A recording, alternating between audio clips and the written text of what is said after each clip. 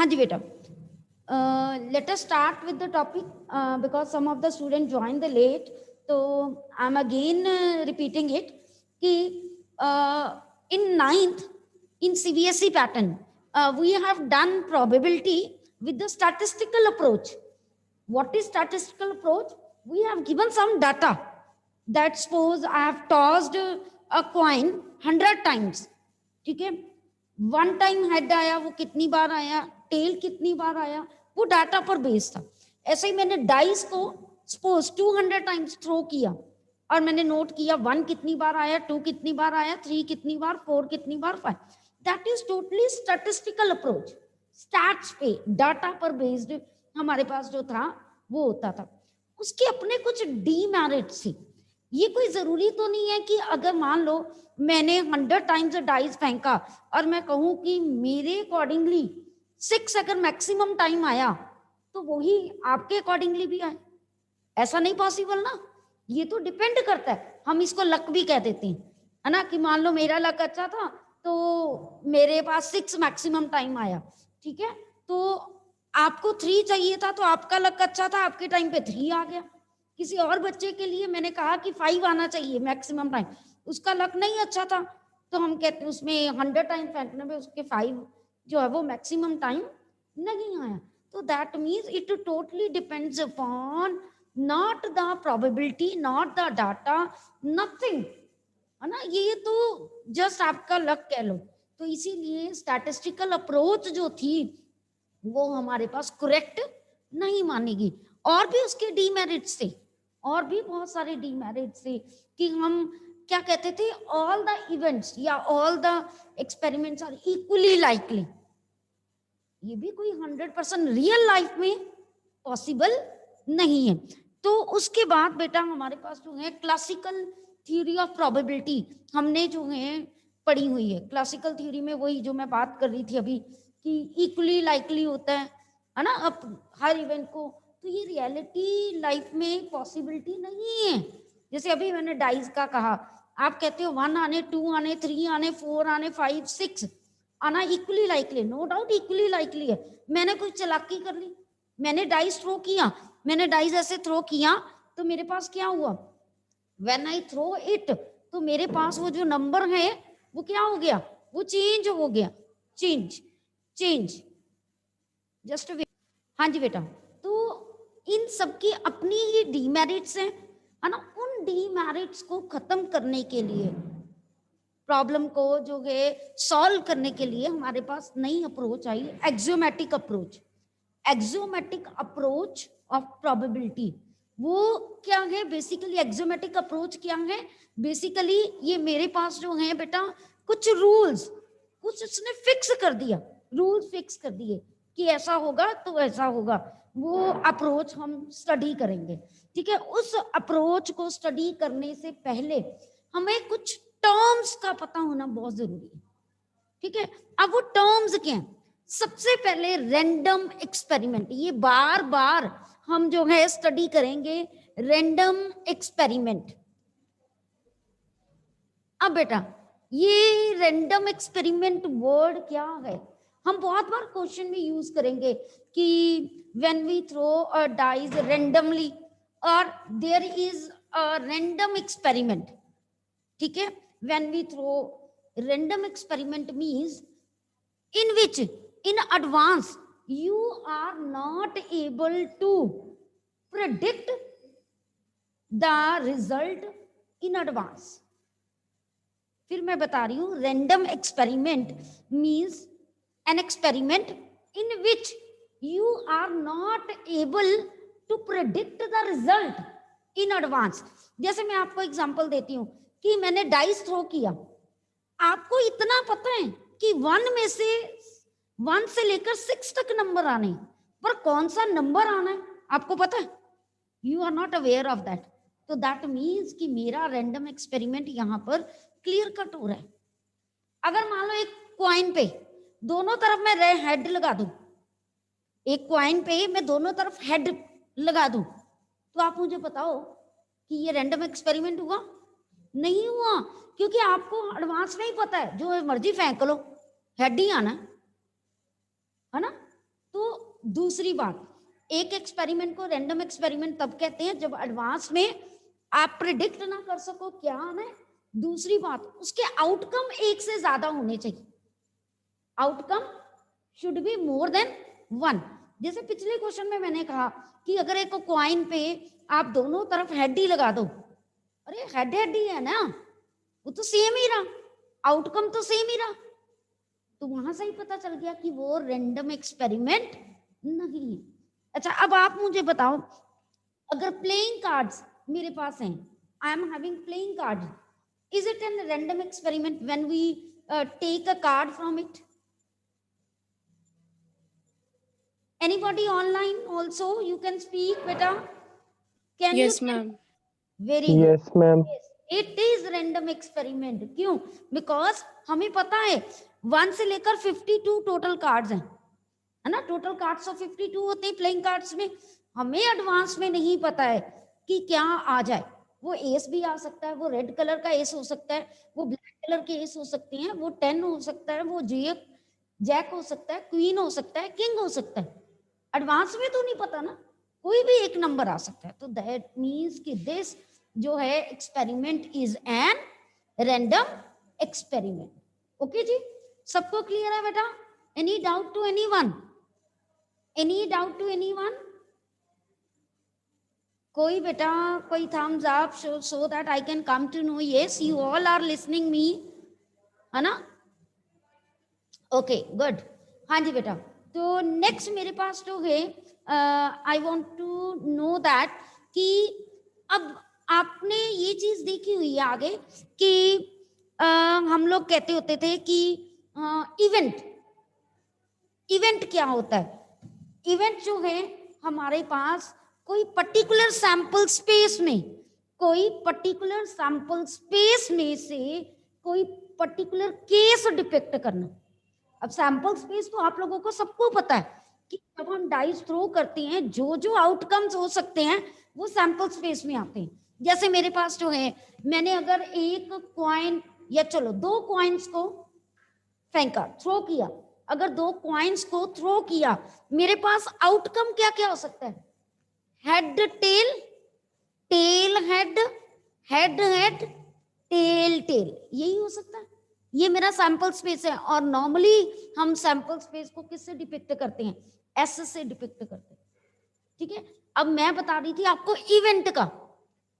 Event क्या है basically? बेटा वो सबसेट है सैंपल स्पेस का, इसी में से कोई पर्टिकुलर केस, जैसे मैं कह दूं मेरा इवेंट है at least 1 head, at least 1 head when we toss 2 coins. जब आपने कहा एटलीस्ट मतलब कम से कम 1 हेड होना चाहिए। अब कम से कम 1 मींस 1 हेड भी आ सकता है, 2 हेड भी आ सकता है। तो इन चारों में से कौन कौन से केसेस हो सकते हैं? First 3, very good. H T और मेरे पास जो है टी एच और एच एच। ये देखा जाए तो क्या है? E is a subset of S, है कि नहीं है? तो इवेंट जो होता है वो हमेशा एक सेट होता है, और क्या होता है? वो सबसेट होता है सैंपल स्पेस के सेट का। ओके, ये टर्मिनोलॉजी आपको पता होनी चाहिए। जब हम क्वेश्चन करेंगे तो हम ये थोड़ा पूछेंगे कि इवेंट क्या है, सैंपल स्पेस क्या है, नेवर वी आस्क, है ना? हमने सिर्फ आपको मैथमेटिकली इस फॉर्म में लिखना होता है, ये मैथमेटिकली फॉर्म है, हमने डेफिनेशन कभी नहीं पूछनी आपसे। ओके, बट आपको क्लियर होनी चाहिए कि ये होता क्या है। ओके बेटा, यहां तक सबको पता चल गया? अब बेटा मेरे पास जो है, मैंने आपको सैंपल स्पेस बता दिया, मैंने इवेंट बता दिया, आउटकम्स, ये मेरे सारे क्या हैं? आउटकम्स हैं। क्या क्या आ सकता है? इवेंट एक सेट होता है, आउटकम जो केसेस आ सकते हैं। ठीक है, जैसे मैंने डाइस थ्रो किया, डाइस थ्रो किया, मेरा सैंपल स्पेस क्या हुआ? 1 2 3 4 5 6 तक है ना, वो मेरा सैंपल स्पेस हो गया। ये देखिए 1 2 3 4 5 6। अगर मैं कहूं इवेंट मैंने लिया, इवेंट मेरा क्या है? Number greater than 5, number greater than 5, तो मेरे पास इवेंट ई, ओनली 6 नंबर कम, अब मेरे आउटकम्स क्या है?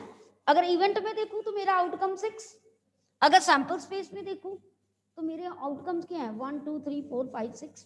ये सारे एक एक element, each element represent my outcome. Okay, is it clear? अब मैं ये बता दूं, जो सैंपल स्पेस होता है ना, वो यूनिवर्सल सेट को रिप्रेजेंट करता है। हर सैंपल स्पेस एक यूनिवर्सल, मतलब क्या क्या चीज आ सकती थी आगे, उसमें से हम पर्टिकुलर केस लेते हैं। ओके जी, क्लियर टू यू? अब बेटा मैं क्वेश्चंस करवाने लगी हूं आपको, एक आधा क्वेश्चन करते हैं तभी आपको पता चलेगा कि मैं क्या कहना चाहती हूँ। एक्सरसाइज 16.1 जस्ट सैंपल स्पेस या इवेंट या आउटकम लिखने के लिए। तो देखते हैं कि इसमें क्या क्या है।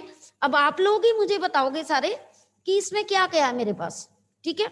तो एक्सरसाइज 16.1 और फर्स्ट क्वेश्चन है, हम ऑलरेडी कर चुके हैं। They have written a coin is tossed 3 times। A coin is tossed 3 times। हाँ जी, कौन बताएगा कि इसका आउटकम क्या क्या हो सकता है? Hurry up, just raise your hand, be fast. A coin is tossed 3 times। हमें क्या लिखना है? We have to write the sample space. क्या होगा? ये तो 10th में करते आए हो, सैंपल स्पेस लिखना। हाँ जी,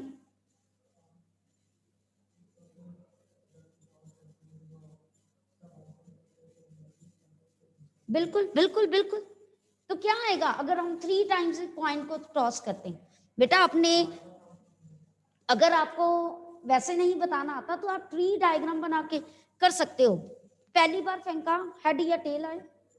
दूसरी बार फेंका, थ्रो किया या टॉस किया, हेड और टेल आएगा। Third times we throw, head tail, head tail, head tail, head tail. अब क्या क्या आउटकम हो सकती है? देखो, हेड हेड हेड पहला ऑप्शन है ना, तो मेरे पास लोग है, मैं सैंपल स्पेस लिखने लगी हूं, head head head comma head head tail, है ना सेकंड ऑप्शन मेरे पास।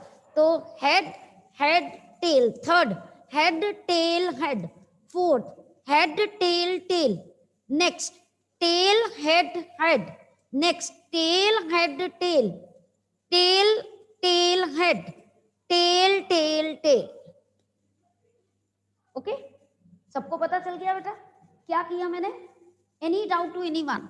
दिस इज सैंपल स्पेस, कोई मुश्किल था ही नहीं। आप प्लस 10th में भी तो करते थे, यही चीज करते थे ना, तो कोई है ही नहीं मुश्किल। ठीक है जी। अब एक और हम लोग जो है क्वेश्चन सेकंड करते हैं। When a dice is throne 2 times, when a dice is throne 2 times, sample space लिखना है आपने। तो बेटा जब डाइस को 2 times जो है आप थ्रो करते हो, तो मेरे पास जो है आउटकम क्या क्या आता है? देखिए जरा ध्यान से, 1 के साथ 1, 1 के साथ 2, 1 के साथ 3, सो ऑन, 1 के साथ 6, यही होता है मेरे पास। फिर बेटा 2 के साथ 1, 2 के साथ 2, 2 के साथ 3, सो ऑन, 2 के साथ 6, सो ऑन, 3 जो है लास्ट लिख देते हैं, 6 के साथ 1, 6 के साथ 2, 6 के साथ 3। ये तो बच्चों वाला काम कर रहे हैं हम। I think you all have done already in 10th class. This is sample space, so that's why it should be in curly brackets and represented by S. Okay जी, क्लियर बेटा? अब मैं चलूं आगे। हाँ जी बेटा, अब इसी का लास्ट क्वेश्चन करते हैं, बीच वाले सारे क्वेश्चन इजी हैं। जो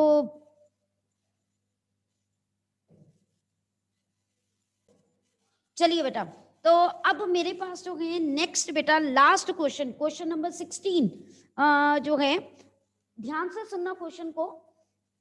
A dice is thrown repeatedly until 6 comes। उसने कहा कि एक डाइस को हम रिपीटेडली थ्रो करते हैं जब तक 6 नहीं आता।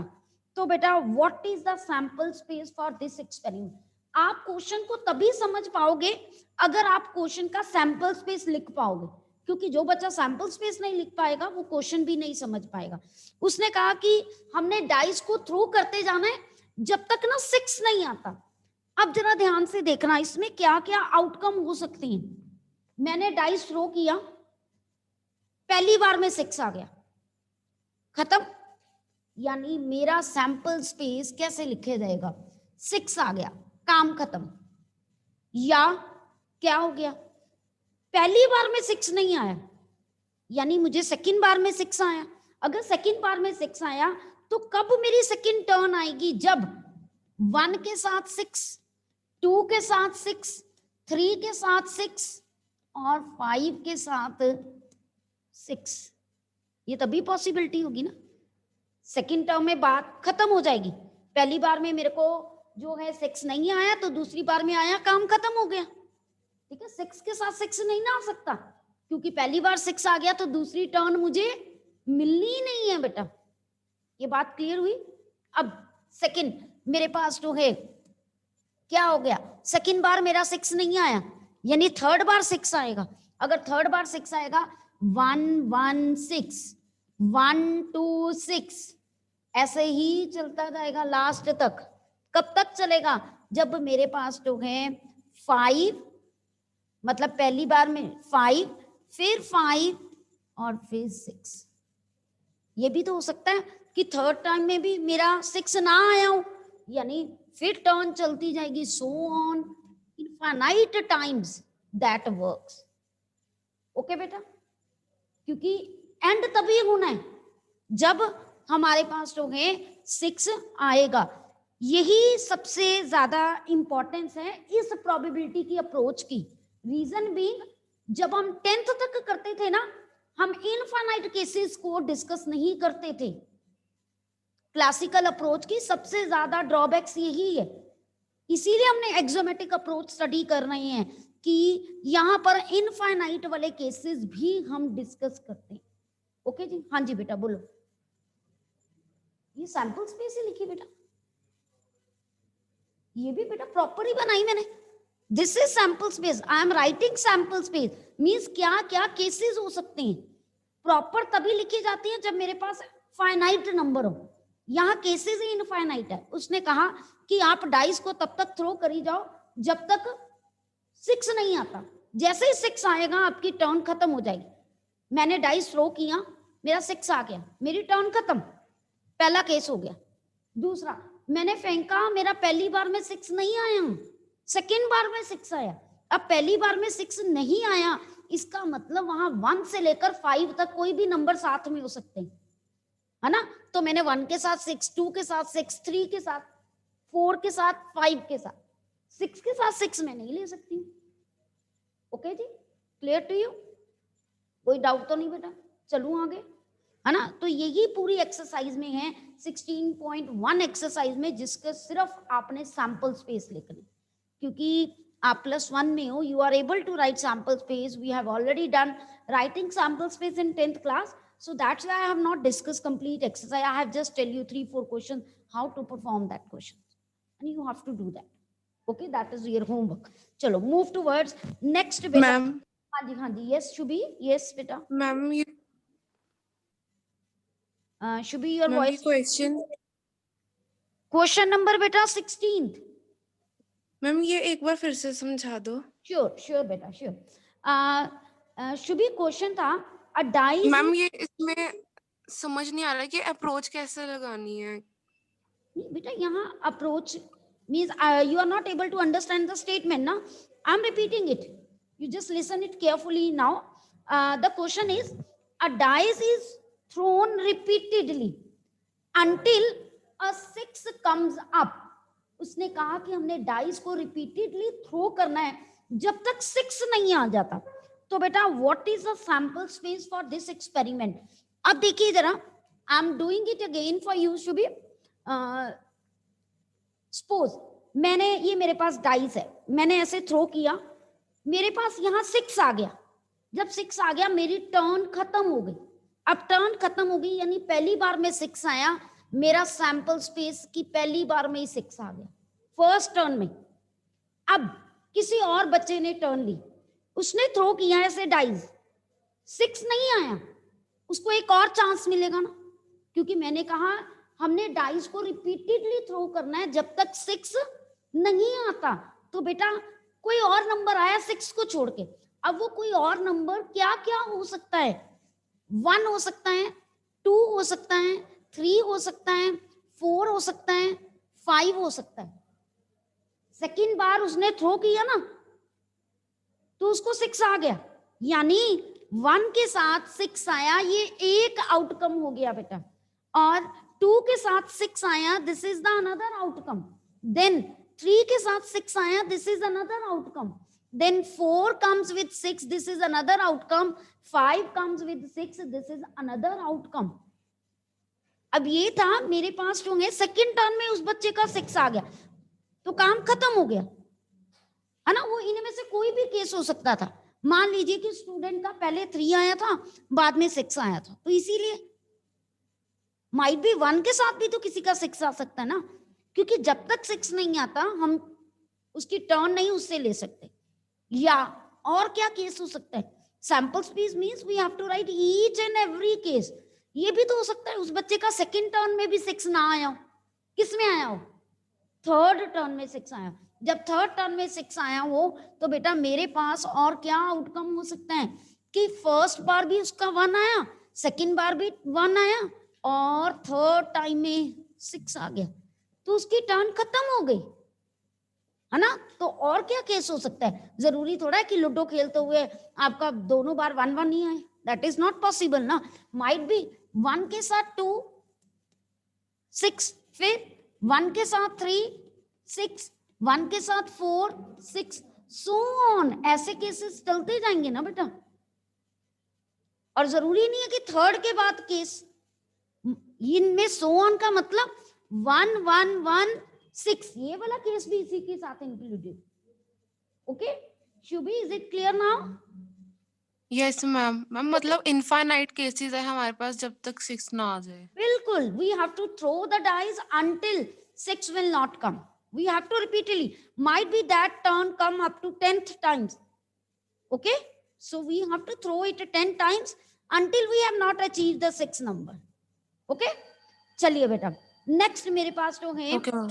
ओके, अब इवेंट मैंने आपको बता दिए। अब बेटा मेरे पास जो है बहुत इंपॉर्टेंट जो है टाइप्स ऑफ इवेंट्स हैं, बहुत न्यू टर्म्स हैं आपके लिए टाइप ऑफ इवेंट्स की, जो हमने 10th में सिर्फ एक ही पढ़ा हुआ है, इम्पॉसिबल इवेंट या श्योर इवेंट। इसके अलावा हमने कोई और इवेंट जो है वो स्टडी नहीं किया हुआ ना, फर्स्ट पीरियड है उनका बाद। तो बेटा अब हम लोग जो हैं करेंगे यहां पर टाइप ऑफ इवेंट।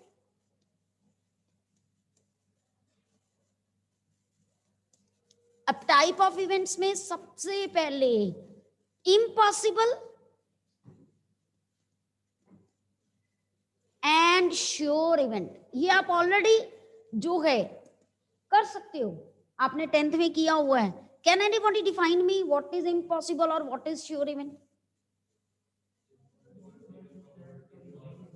ओके, जो है अगर हम प्रोबेबिलिटी के साथ डील करें तो हमारे पास है कि इम्पॉसिबल वो इवेंट जिसकी प्रोबेबिलिटी 0 होती है, आपने 10 तक पढ़ा हुआ है।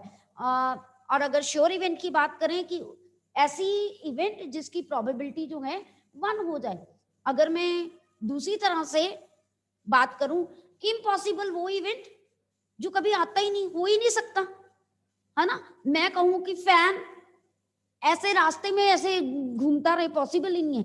या तो फैन ऊपर स्टक होगा, मींस जो है ऊपर रॉड के साथ टंगा ही रहेगा, या नीचे गिरेगा, बीच में तो नहीं ना ऐसे घूमता, वो पॉसिबल ही नहीं है, हो ही नहीं सकता, है ना। बारिश आई, नीचे ग्राउंड तक नहीं पड़ी, ऐसा कभी हुआ? अगर बारिश आपको तभी नजर आती है जब वो एटमॉस्फेयर में एंटर करके आपके एनवायरमेंट में आके नीचे गिरती है, तभी पता चलता है ना।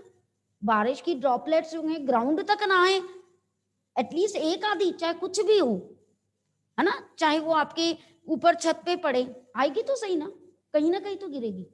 तो दैट इज जो है इम्पॉसिबल इवेंट जो मैंने पहले बताया, ठीक है। श्योर इवेंट जितने सैंपल स्पेस है वो इवेंट के इवेंट में हो जाए। जैसे मैंने कहा कि मेरा एक इवेंट है, when we throw a dice the number is natural number, 100% जो है वो श्योर इवेंट ही होगा ना। क्यों होगा श्योर इवेंट? क्योंकि 1 से लेकर 6 तक सारे के सारे क्या हैं, नेचुरल नंबर। ओके बेटा, क्लियर टू यू? ठीक है जी। तो इम्पॉसिबल एंड श्योर इवेंट मैंने बता दिया। अब बेटा हम लोग नया जो है इवेंट करते हैं, that is simple event. Next type जो है दैट इज सिंपल इवेंट। अब जितने भी मैं इवेंट्स बता रही हूँ ना, हम नंबर ऑफ एलिमेंट्स पे डिपेंडेंट हम लोग कर रहे हैं, ठीक है। जैसे अब मैं सिंपल इवेंट या इसको सिंगलटन इवेंट भी कह देते हैं, ऐसा इवेंट जिसमें एक ही आउटकम हो, सिंगल एक आउटकम, ओनली वन आउटकम। जैसे अभी मैं कहूं when we throw a dice, my event is number should be greater than 5। मैंने लिया था ना पीछे। अब ग्रेटर देन 5 में कौन सा नंबर आएगा? ओनली 6। एक ही आया ना, तो मेरे पास जो है वो इवेंट क्या हो गया? सिंगल इवेंट हो गया। ओके बेटा, तो मेरे पास जो है यहाँ पर event E number greater than 5 जो है, तो 100% ये इवेंट, और किसकी बात कर रही हूँ? When we throw a dice. Okay, तो दैट इज ओनली 6।